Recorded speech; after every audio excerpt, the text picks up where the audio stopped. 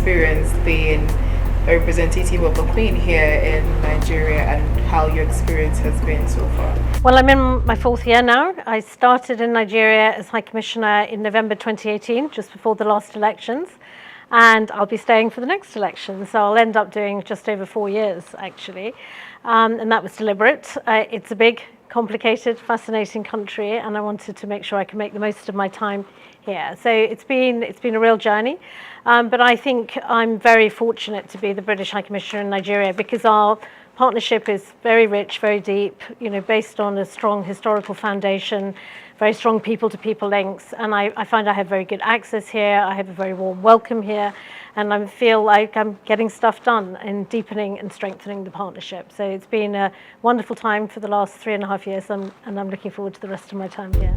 Thank you. So a more direct question, and this has been in contention for a while now. You've lived in Nigeria, you've interacted with the Nigerian people, and then there's debate around why Nigerians need to take the English proficiency test for migration purposes.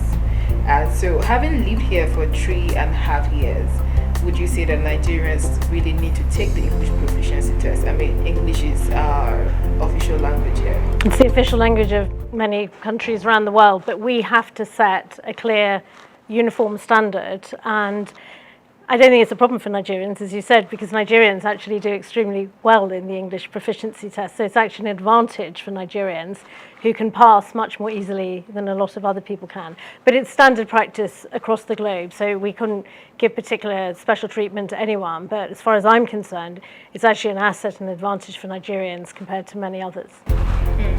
Thank you. So it's neither here nor there, but football. Nigerians are a big fan of the English league. I mean, we have a lot of Chelsea fans here, Manchester, name it, and we're big. The fan base for the English league here in Nigeria is, I don't have statistics, but I'd probably say it's one of the biggest around the world, given our population. And so, is there a consideration about how UK could, reciprocate this loyalty? Not because they owe it to Nigerians, but of course you enjoy the large fan base here. Probably by way of, administrative trainings for coaches or football academies for young people who want to get into football, and also bearing in mind that there is also national leagues, local leagues, if I may use the word, here in Nigeria as well. Well, you can't help but notice how big Nigerian fans are of football, in particular the Premier League. And I hear, Arsenal seems to be the team that I hear most about, actually, as the one that a lot of Nigerians support.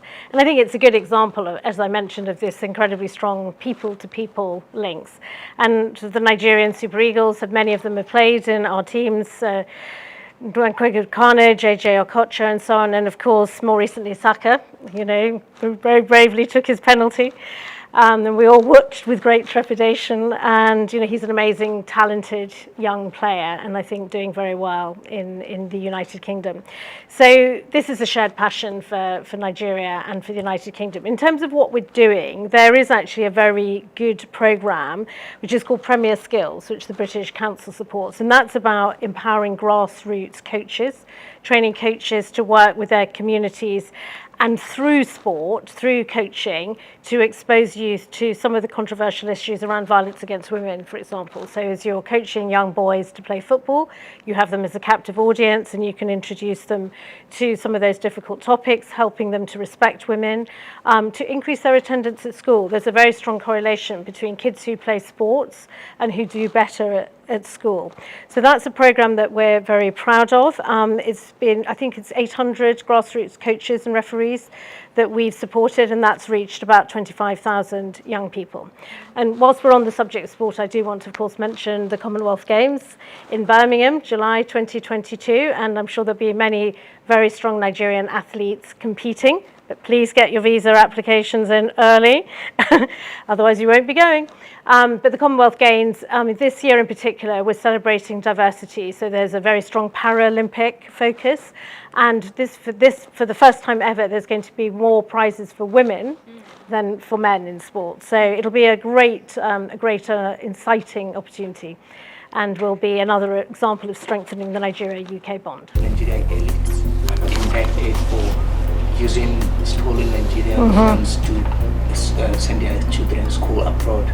Okay, so the question now is, has there been, any action, and at what point would the UK insist on not accepting such monies?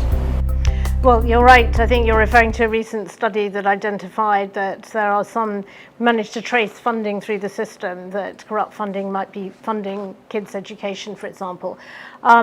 But we've been collaborating with Nigeria for many, many years on illicit finance. And the big example recently, of course, is James Ibori, previous governor of Delta State, where there's a long, ongoing, complex case where we've managed to return, I think it was 200 million to start with, of funds that were illicitly sort of moved from him to the United Kingdom.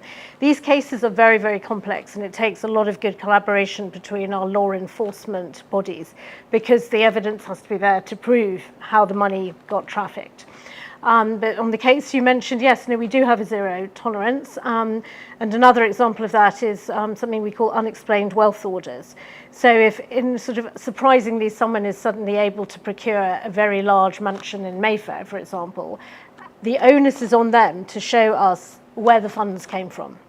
And if they can't show us where the funds came from legally, that's what's called an unexplained wealth order, and the assets can be confiscated. So actually I see this as an area of very good, strong UK-Nigeria collaboration, where we both have an interest in ensuring that we stamp down on corruption, particularly grand corruption of this very big scale, where people are moving huge sums, which are not theirs. They belong to the people of Nigeria, and they need to come back to the people of Nigeria. Regarding the return of artifacts, to Nigerian museums, they've been returning some artifacts so far. When should we expect the total return of all these artifacts? So it is an ongoing process, as you said, and recently we've seen the return of the cockerel, for example, from Cambridge University. And I did a trip actually in November to Benin City, and had a very good set of discussions with the traditional leader and with the governor, of course. And I think we have got really good plans in place to support Nigeria's endeavours. But I do want to emphasise our system is a little bit different from other countries, and it's the museums themselves or the universities who own the artefacts at the moment, in this case the Benin bronzes, who decide whether they can return the artefacts. And it's ultimately the trustees of the museum who make this decision. Well, the role we can play is by talking to the recipient, so the government at either federal or state level, understanding what their objectives are and helping to play a bit of a brokering role in discussing. So for example, in Benin City, of course, the governor's aspiration is to house a lot of these artifacts in a beautiful new museum that's under construction at the moment. And the British Museum is helping with that, actually doing the excavation to make sure that that's done well, to retrieve any artifacts that are underground, and to help design it in a way that will meet the high international standards. Because one of the things that's crucial in returning something like Benin bronzes is that they can be housed in an environment where they'll be protected and preserved for the benefit of Nigeria and for humankind. So I think we've got a good constructive discussion going on, but it's work in progress. Thank you. So to end this interview, we'll be to ask about the UK-Rwanda migration deal.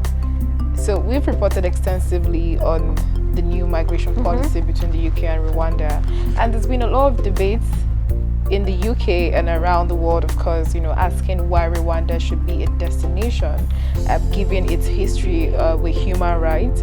And most recently is the stalling of the first batch that would have left UK for Rwanda from the European Human Rights Court.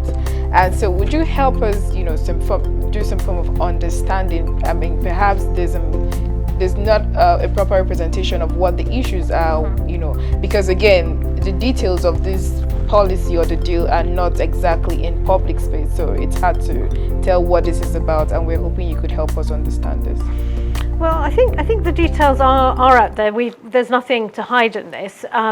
So the way our government sees it, the UK government sees it, is that we're working in partnership with Rwanda to solve what is a very challenging global problem that the world is facing, with a lot of people seeking asylum and unfortunately being sort of moved through people smugglers. They pay a lot of money to people smugglers and end up in very precarious positions. And the most important issue for us is to deter people taking these terribly dangerous journeys, particularly across the Channel.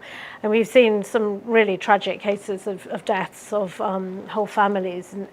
So that's that's our number one objective, is to deter those dangerous pathways. So we've been in discussion with Rwanda for some time to see if there is a solution we can come to where people who do end up in the UK would be moved to Rwanda for processing their asylum claims. And if those asylum claims are successful, they will be able to start a new life in Rwanda. But of course, this needs to be complemented by legal pathways to migration, as we have recently for Ukraine, as we have for people coming from Afghanistan, and there's still more work to be done on that to ensure that people don't feel they need to make these precarious journeys. The flight that was due to take off didn't take off because there were legal challenges. Those were anticipated, and we're working through those legal challenges, addressing the concerns of the lawyers representing the individuals, and that's essential. We respect the rule of law. So that's basically what the partnership is about, and it is, there's different views on this, but we feel confident that we've got a good collaboration with Rwanda on this particular issue. Okay, so still on the Rwanda migration issue, the UN Human Refugee Commission in its report said Rwanda has most of the refugees who are there from neighboring countries in IDP camps, and these camps are overburdened. They don't even have enough for people who are in there already, and some people are now living outside the camp. So is there some form of provision, housing, separate for the asylees or people seeking asylum who will be moving there? Indeed there is. That's been absolutely essential for securing this partnership. We've got we've agreed with Rwanda that they will be housed in very good accommodation, and I've seen photographs. Obviously I haven't seen it for myself, but I know that our High Commissioner has seen it, and Rwanda is being supported with economic development funds to ensure that they have the resources to ensure that the asylum seekers are treated well, they have very good accommodation and opportunities. Thank you very much for your time, and this is the end of this interview. Thank you very much. Pleasure to speak to Premium Times. Thank you so much for your time.